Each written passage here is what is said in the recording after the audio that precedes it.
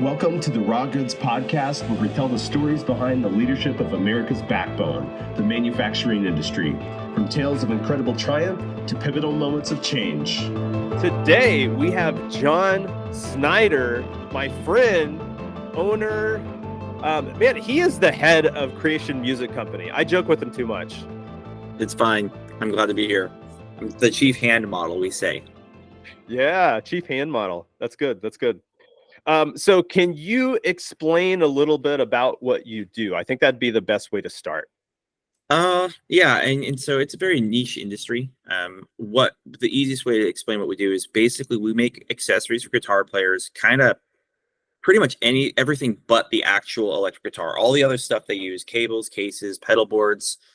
We do amplifiers, we do services, like we'll wire people's boards with them professionally, touring musicians, a lot of flight cases. So it can take a long time to go through like the minutia of what we do. Just know that we make a lot of accessories and high-end gear for electric guitar players, bass players, acoustic players, etc. Everything but the guitar, we say. Awesome. So how long have you been going through this? Because this has been, I know a little bit more about this, and obviously I'm asking the questions to kind of bridge the waters here, so to speak. But how long have you been doing this? Yeah, so last month was our 11th year in business, which is like a crazy thing to actually come out of your mouth when you say it. It's like 11 years. I don't think I had any other job this long. I don't think I've had any other job half this long. So yeah, that's almost a third of my life at this point. Man.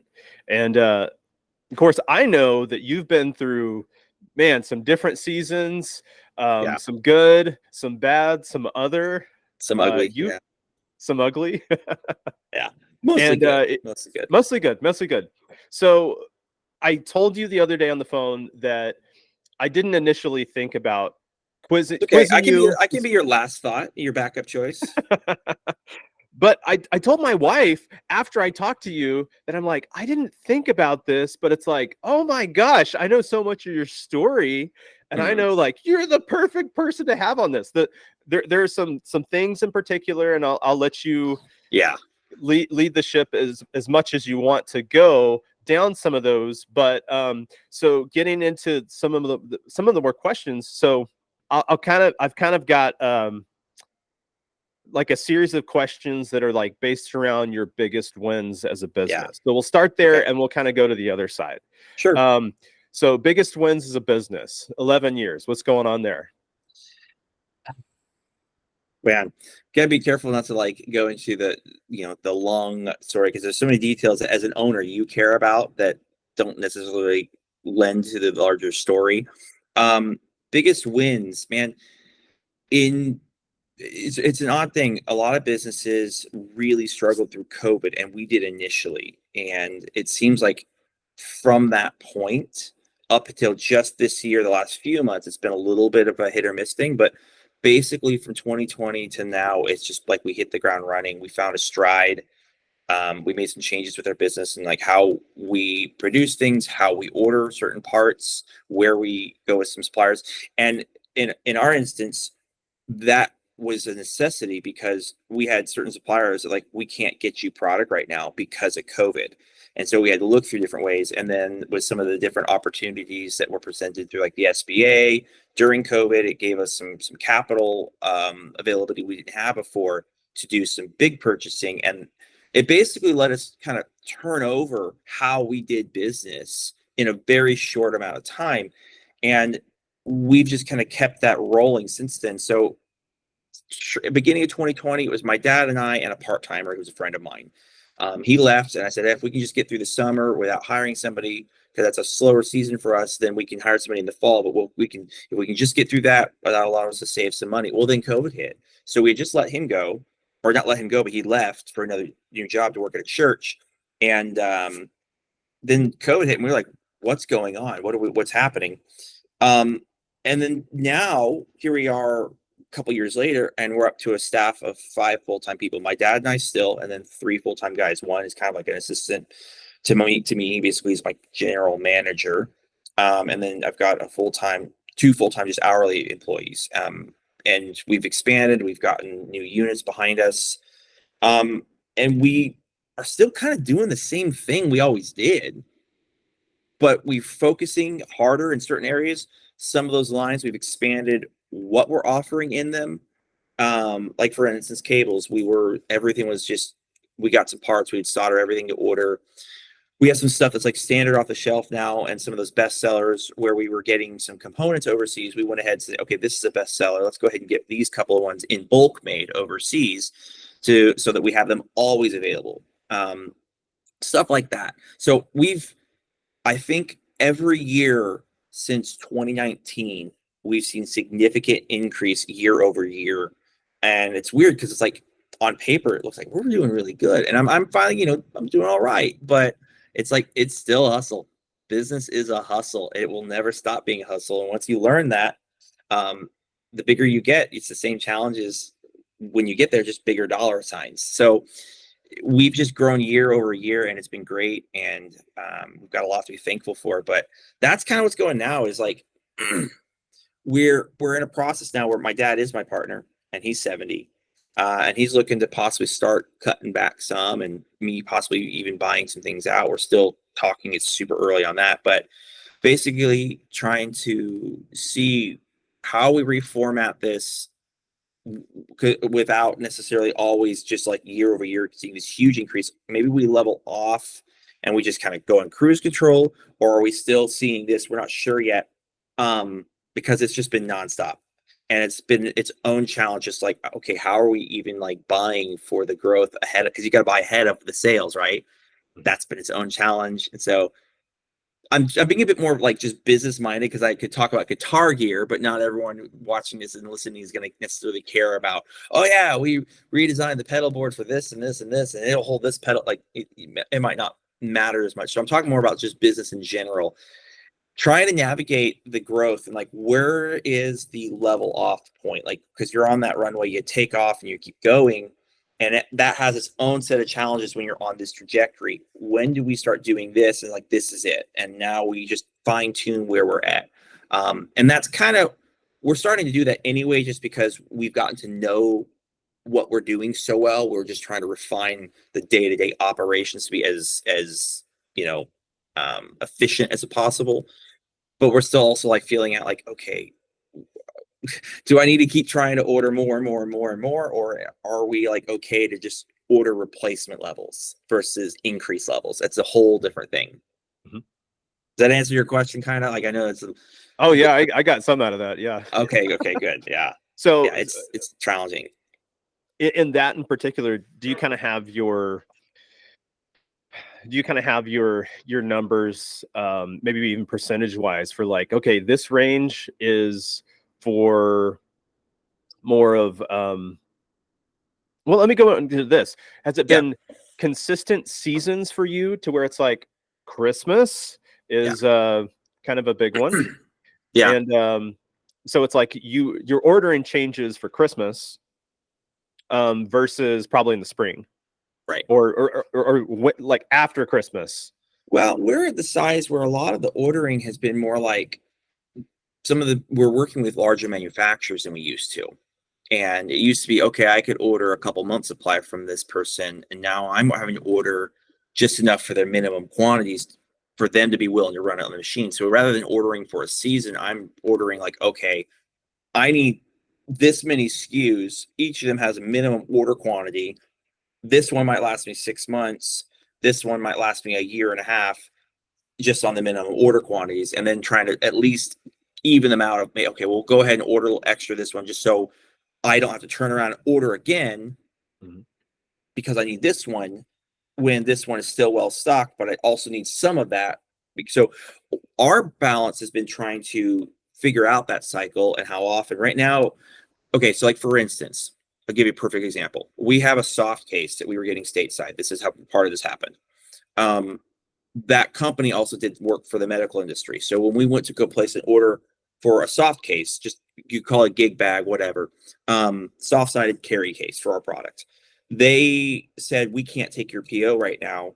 We are so locked in sewing the PPE for COVID that we are PPE, personal protective equipment, PPE, that we can't even take your order right now. And we're like, oh my gosh, so where are we even going to, we'd already been through 2 or 3 suppliers over the years, just finding better and Wow. better suppliers. Where are we going to get stuff? This is the best one we found.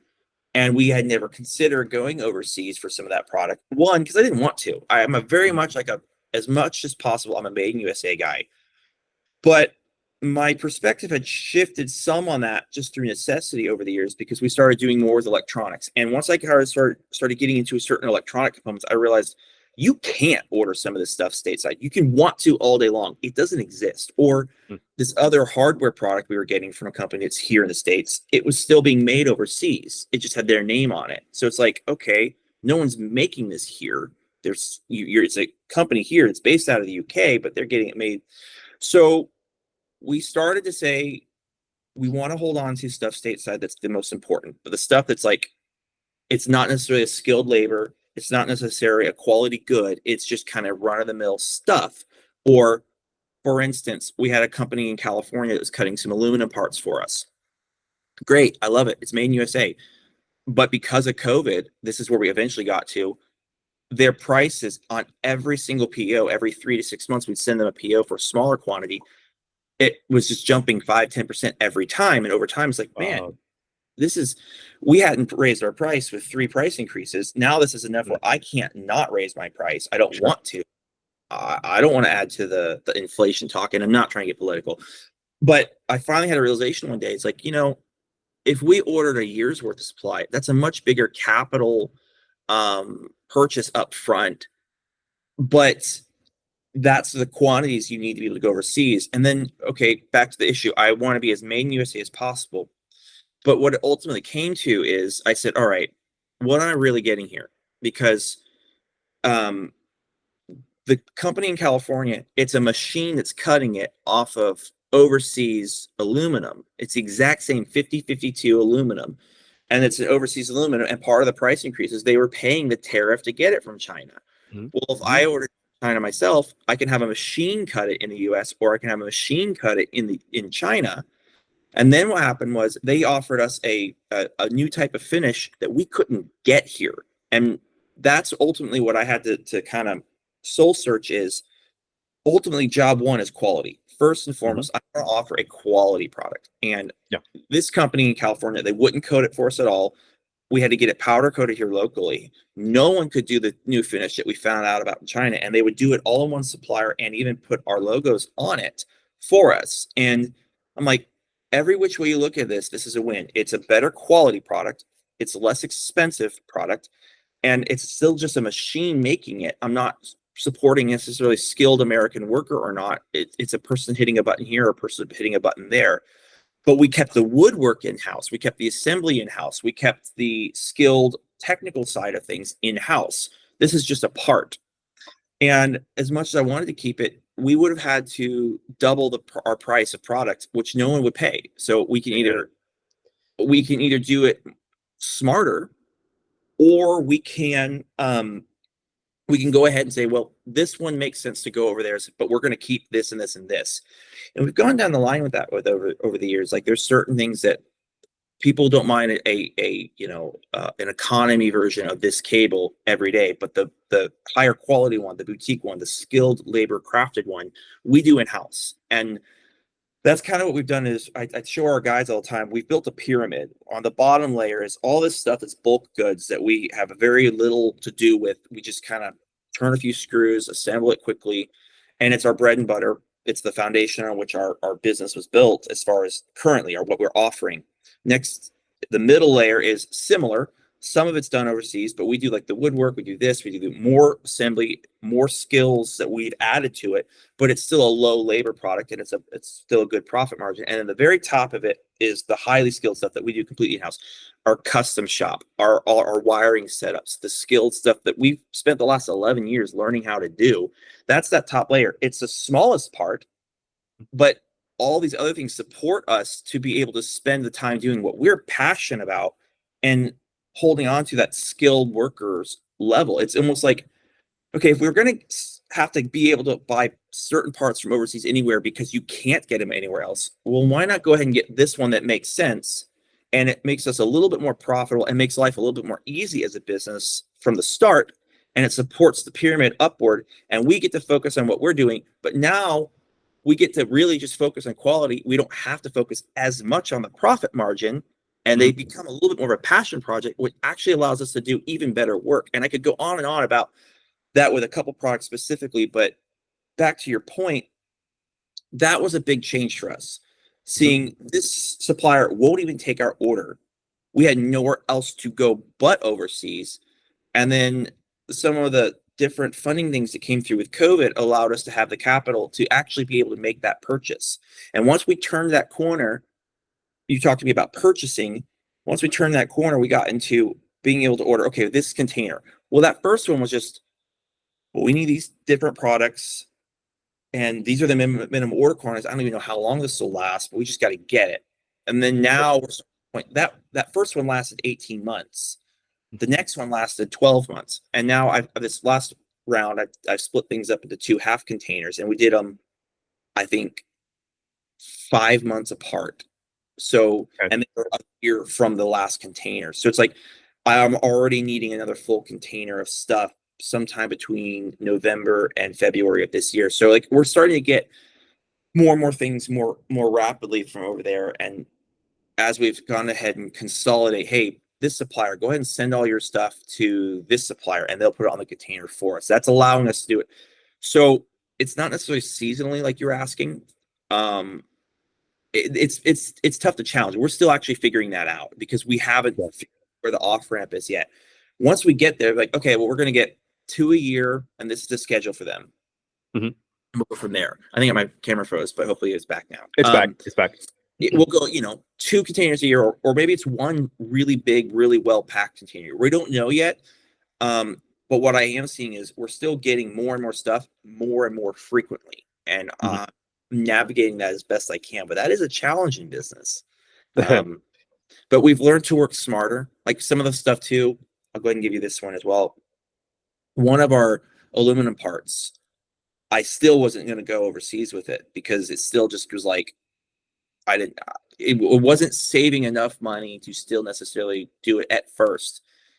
They hadn't applied the latest price increase, and 2, I hadn't made the second discovery. By sending it to the same supplier, those soft cases we were ordering, they were sending them to us just empty. They were just empty cases, right? Yeah. Well, we finally realized, well, wait a second. If we ordered this part through you, would you be willing to put it inside the case? We'll unpack them when we get here, but would you be willing to nest it inside? Oh, yeah. That meant we got to order all of those without having to increase any container size. It was still the same amount of space. It was heavier weight, but that doesn't matter the same amount of container. So I'll jump in just because I've got kind of have an outsider's perspective, and I don't think people will appreciate this as much. You have, where is it? So I still have a laptop case that I use daily. That's okay. Maybe this is an older one. Let me see the handle on it real quick. Yeah, that's an old one. That's one of the ones that we couldn't order anymore. Okay. Well, I got one of these. Okay, how about that? So all I wanted to illustrate is that, okay, these are the soft cases that you're talking about. But then you guys sell the things that are housed inside of those. So instead of it being roughly twice as much shipping, that might not realistically be the case. Housing it inside of that, and then it's like it's already made to protect the item that goes in there, the pedal board itself. So that's kind of the one thing I just wanted to illustrate because I didn't think it would make as much sense. And to that point exactly. Okay, so you have that case, so you can understand it's not at all a bad case. We were happy with it. Sure, but I'll go ahead and share it this way because that case was the least expensive kind of canvasy material available because the price on getting that made over stateside was just ridiculous. I'll be honest, it was ridiculous. That was the least expensive canvas, the least expensive interior liner. They were still good, but I knew there was better options, but nobody was going to pay that, or there was going to be no profit margin to actually stay in business. When we went overseas and we had them make some prototypes for us at our request of like, we want this and this and this, and we found out some of the materials they had made, we got some initial quotes. We actually increased the quality because the price was so much less that next thing you know, we doubled the thickness of the padding. We made it a much nicer handle. The outside is a way thicker. It's not even like a canvas material. I don't know quite how to describe it. It's kind of like this heard some people call it like a shark skin material. It's really thick, almost a slippery canvas. It's kind of like a seatbelt strap material on the outside of the case. That's what the whole case is made out of. And then it's got reinforced like plastic panels for actual rigidity. Again, twice the thick foam, has a waterproof zipper, it has this thick padded handle. And we've even since then come out with a new version that's even better from there. But the case is like twice as nice, and it costs us half as much. You pair that with, we can't take your order and no one else can make your case. Wow. It's not even a choice at that point. Yeah. I'm getting a better product. The same I was selling it for the same price, and I cut my costs in half, and it was twice as good. And that's a no-brainer. And most people will tell you almost all soft cases, for the most part, are made overseas. There's almost no way to compete here unless it's custom. Some of the hard cases you can get into some discussion on, and we still do custom cases here in-house every day. But the stuff that's like off the shelf, sure, we get some of that made overseas, but again, every part to make it is already made overseas. We were just letting them cut it apart. Yeah. So anyway, that was my point on that thing. And I'm not necessarily trying to get into made overseas versus made in America discussion. My philosophy still is, if it makes sense to make it here, even if it doesn't make sense sometimes, we'll keep making it here because I'm passionate about that. There's something, it no longer makes sense financially. It no longer makes sense logistically. And at the end of the day, you've got to be giving your customers a good quality product at a reasonable price. I'm not just going to charge something crazy and expect you to pay for a inferior, lower quality product for more money just because it says made in USA on it. Sure. I mean, there's something to be said for that, but yeah, there's a line, in my opinion, and we've learned that line over the years. I think we've towed it really well. We stick to the stuff that we do better than anyone. Yeah, and often as possible, pick made in USA. I say that because there's almost defense, and I don't know if you can hear that coming through with me. Like, you tell people you started to get stuff overseas, and they think you immediately like, no. You don't understand business at that point. I've got 11 years of slowly realizing that, you know what, this makes sense. And if I keep this here, we're doing the important and passionate things, but this stuff is where you could get this anywhere. If that makes sense. So I probably need to start shutting down, but kind of on that point, I'll just like try to make it shorter points back and forth. But I originally knew you because I worked for another company that you used to work with, and some things have changed there. I'll leave it at that. Yeah, but, that's good. But it's just interesting because are you still a B2B, like business to business and business to consumer, or what's the? So last year, our 10th anniversary, I finally, that's another. Wow, you are really hitting all the learning curves here. That was another big thing I wrestled with for a long time. So my background before starting creation was worship leading, and I worked at music stores. Okay. So I had worked at 3 different music stores. I am passionate about local music stores as much as I can be. So we were trying years and years and years. We were doing trade shows. We were spending all this money trying to meet stores, trying to get our products in stores. And again, when we started out, I didn't even understand how razor thin our profit margins were because I didn't understand business. I didn't understand all the hidden costs. So we had gotten to a point where we had built up a little bit of a solid dealer front. Mostly we were working with local stores, independent stores. We weren't working with any of the large nationwide music stores for the most part. But through all those price increases, I was faced with a choice. I could either dramatically raise my prices,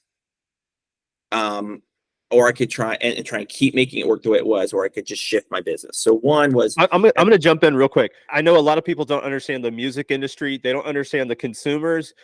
Most people will only pay so much. And if it's outside of that, I'm not paying that. And so it's hard. Here's a perfect example. You go to a department store, or a regular store on the weekend. They might run a sale and you'll see something for 35% off or 50% off. That doesn't happen in the music industry because already it's a smaller industry. So you're not getting as big of a mass production to bring your costs down as any other industry there is. That's why you can get an iPhone for, $1,000, $1,200, whatever it is now. A guitar that seems like a simple thing, it's not. Anyway, music stores typically operate, most of the things in the store you're getting, the store has maybe 35% in it. And what I mean, or to profit off it. And what I mean is, if it sells for $100, they probably have paid $65 for it, and they make $35 when they sell it at full price. So for a lot of music stores to give you 5, 10, even 20% off is crazy for them. Sure. So, and that actually goes perfectly to the point. Like, we, as it being our product, we can afford occasionally to give 15, 20, or even on a rare occasion 25% off. We were giving a lot of our music stores, they were getting that normal 35% off. Well, we couldn't do that often because we're going to undercut them, and that felt horrible. But there was a couple of times a year where it was an understanding, we all follow the same price, but a couple of times a year we all do a little bit of a promotion. That's how that typically works in the music industry.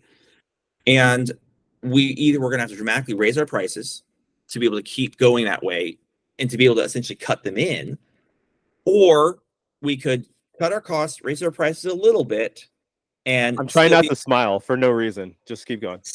Still be able to unrelated smiling. It's okay. Still be able to do occasional sales ourselves. Well, I was still working like crazy to keep music stores part of our business model.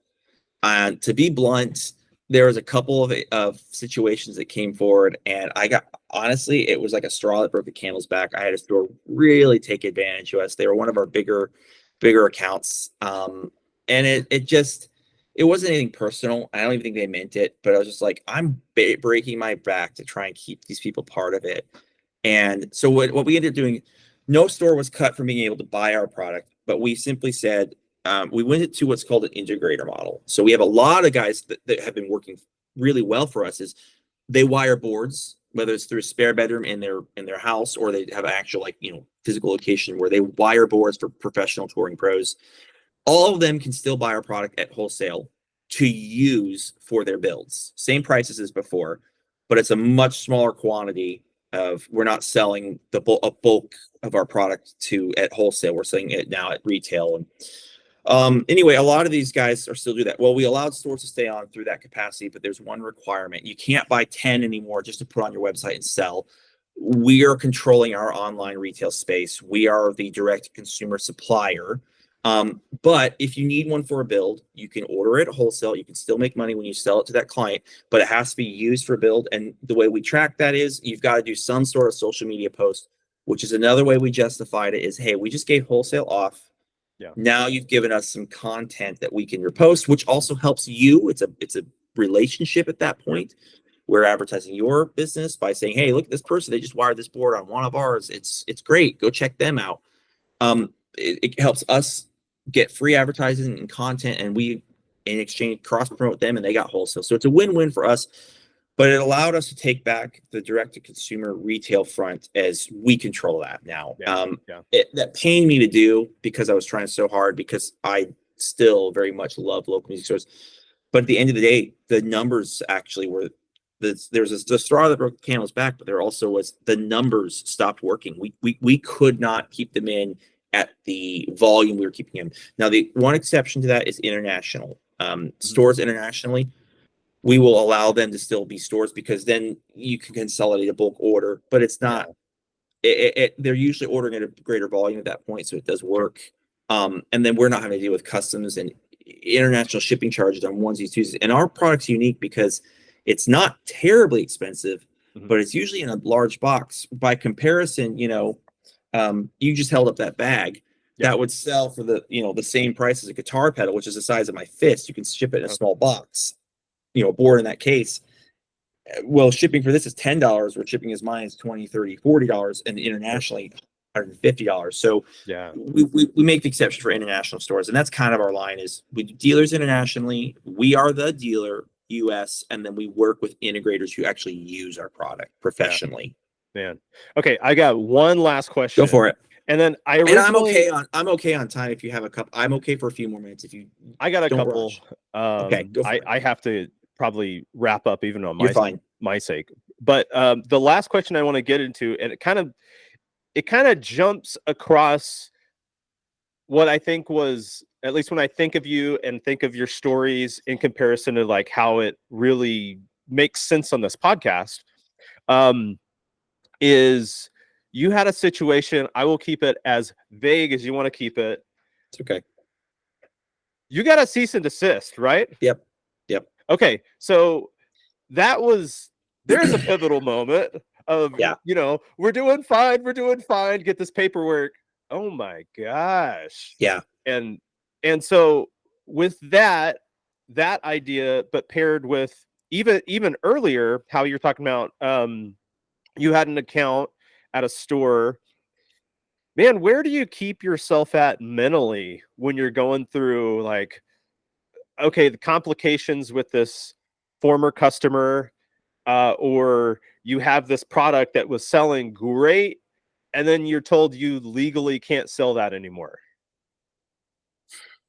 That was probably one of the most difficult things we'd gone through in business, and what made it worse, and I don't want to think I've ever actually said this publicly, but like literally the month that happened, my grandpa passed away. So like I'm dealing with, I can't even process this because my livelihood is at stake at the moment. And I'll be blunt, it was the dumbest cease and desist. Like you, it was dramatic. It was unprofessional the way it was handled afterward, and not on our part. I did everything I could, and in the end, it worked out. But and actually, in the end, it worked out the best for us. And I'll briefly touch on that. But that process kept me up at night. That was the first time I had really been kept up at night. That process put us massively in debt that took us years to work through. It set us years behind. It was tough, man. So long story short, again, not getting into all the details of the product itself, because unless you play guitar, it just doesn't make sense. But we went from having this handcrafted product that functioned similarly. And to be clear, the reason I say it was unprofessional and ridiculous is because we weren't the first to be doing what we were doing. There was other companies that come before us, and we had kind of put our own spin on things the best we could. And we found our own rhythm and our own niche with how we were doing it. But there was other companies producing, custom pedal boards, which was our bread and butter product, and doing similar things. And they hadn't experienced this. There was an owner change, and the company that ultimately gave us a cease and desist had taken it over from the original owner. And I didn't know this at the time, but the guy who took over was a Harvard Law grad. And I've now since then, apparently, people who have visited their location, they'll point out on the walls, they keep copies of all the cease and desist they send out as like badges of honor. And they put, look at look at all the C&Ds we've sent out. And it's just the whole thing shady. He tried to like play a fellow Christian card on me that was awful. It was rough, man. I'm just be honest. Like, it was rough. It was really, I did publicly, I never said a single bad thing. I never named the other company. I did my absolute best because I'm held responsible, not only legally, but to more importantly, to God. Yeah. I'm not going to lower myself and start trying to do what they thought I was, which is I was never trying to play dirty. We never named the company. We announced, because of that, we said, hey, one, we had to hire a lawyer and spend a bunch of money with them, which we'd never done before. We were newbies. Two, we had to negotiate with them that we would cease production on those products they believed infringed. I had read their patent years before, didn't think it did. I misunderstood some things, but also they had their patent re-examined. And if you understand that process, it means they go back to the court, somebody had challenged it. They had actually tossed out certain portions of their patent as this is unenforceable because somebody did challenge it. But because of that, the court then says, well, now you get a chance to kind of re-edit your patent with the parts that are remaining. And I believe that the language that was used on that, they went from 13 claims to like 30. And they basically just restated the same thing over and over a million different ways. And I think that vagueness is what kind of caused some issues with us. And that might be why other companies before us didn't get in the same issues. But the products look nothing alike. One was square tube aluminum welded together. One was dovetailed walnut with plywood decks and laminated Velcro. Like they looked nothing alike. The only thing, and their sticking point was that the top of our deck had holes to pass through cables. So basic cable routing is what you've patented. Like it was ridiculous. But that caused us to innovate because basically, okay, this part actually is fun. So anybody who out there who doesn't know what a pedal board is, it holds all your guitar pedals on one thing so you can carry it out around as a unit. Their claim stated, you'll figure out who it is with this, but whatever. Their patent's expired now, I don't care. But their claim stated a surface designed to mount guitar pedals having a top and bottom side with an outer frame at an inclined angle and openings to pass through cables. So one is square tube aluminum soldered in a basic frame like this that is rails of aluminum, and mine was a plywood deck with oval slots on a dovetailed angled wooden frame. So they want us to get rid of the slots, which makes the whole thing not function. That's what they believe was their grand idea is holes to pass through cables. And so we just racked our brains for a while, and it was actually my brother, who's now a smaller partner in the business, but at the time was a bigger partner in the business. And he came in one day, he's like, what if we formed everything from one flat piece of material, like aluminum or something, which we'd never done. Everything had been wood, plywood wrapped, or, hardwood.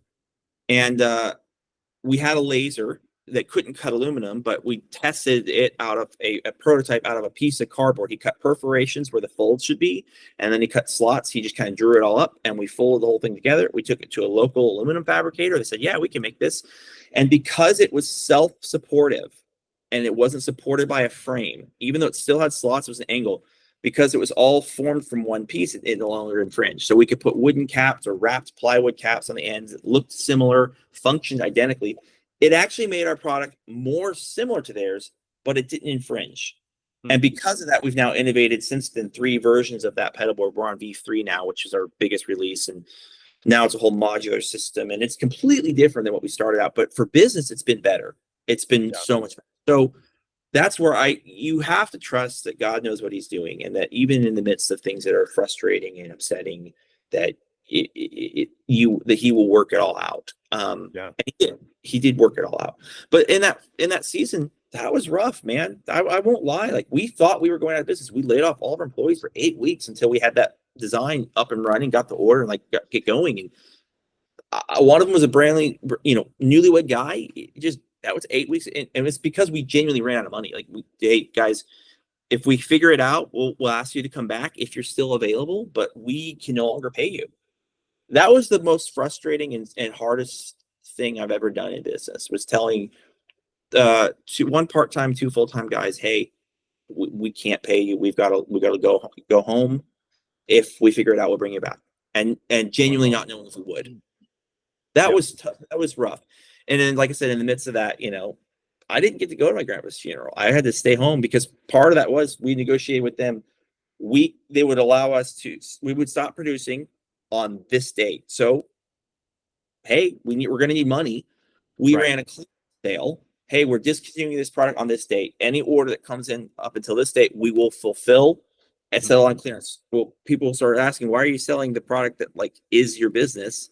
We never answered them. We're like, well, we've agreed to stop producing it. Immediately, everyone knew who that was. And we had gone viral on social media years before, had 48,000 followers. Immediately start telling this company, hey, they had passed these cease and desist out to little guys like Candy, and didn't realize that we had a following who we never asked anyone to do anything. Right.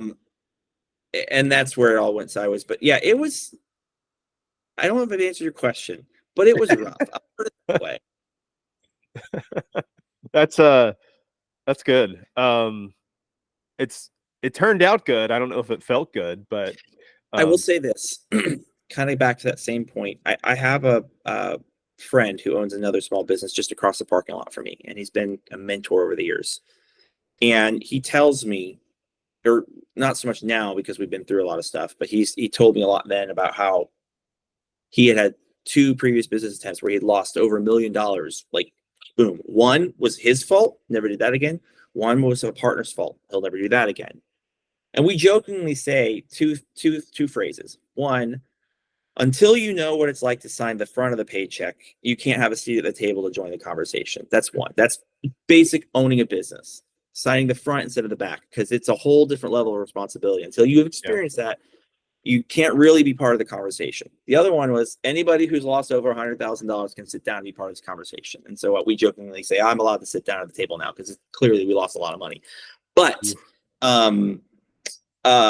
we jokingly refer to that as I didn't finish college. That was my education. I've spent about as much money learning from mistakes, which I still don't think that one was necessarily my fault, but you learn. And I'm run my business a lot more cautiously now. And I learned a lot about business from those things that we jokingly refer to it. That was just me paying for my education. Same thing. Dang. Yeah. The price of education sometimes can be pretty steep. Yeah. It's yeah. just summing it up there. I know. Yeah. Yep. I know. But you know what? Dang. Like I said, ask me if I wouldn't want to be doing anything else. Ask me if I wouldn't want to be running this business, the better way to phrase that, because there are other things I want to do, but I still love what I do. We talked yesterday about how I've got a new daughter. I've got my first baby. I'm a business owner. This messy office behind me is about to get very much clean, which is why it's a little messy as I'm sorting stuff. And I'm going to be able to have her pack and play up here. And certain mornings, she'll be able to hang out with dad at the shop. And those are where I'll just be sitting at the desk and not working out there as much. And, that's the benefit of being a small business ownership. We have a schedule worked out. I don't need daycare for my daughter. And more importantly, I get to be so much more present for her early years that I wouldn't be able to do if I had just a normal job. And it took a long time. I couldn't have done that 10 years ago, but I've worked to a place where I can do that now. And there's so many challenges, but there is so many benefits. And owning a small business is one of the hardest things you can do professionally. But if you can make it work, and that's a big if, it is worth it. And I know you know that too. You do your own thing. It's tough. Yeah, it's it could be a roller coaster. Yeah. But it's like every low is a lesson learned. It should be at least. So there should be at least a couple in there, or at least one big good one somewhere in there. So, but man, thank you so much for coming on, for talking. I could ask you way more. There was actually a couple questions I'm like, I don't have time to ask him that, but man, thank you so much. I'm always so glad just to talk to you, honestly. I've always had so much fun just talking. And we have we need to do relationships where we can go a little while and because we enjoy each other's company and chatting. Man. Anytime, feel free to give me a call anytime. Just not with the camera next time. So yeah. Or at least make sure we know it's working first. Fair enough. Awesome, man. Well, all right, let's wrap up. This is the Raw Goods Podcast. See you next time.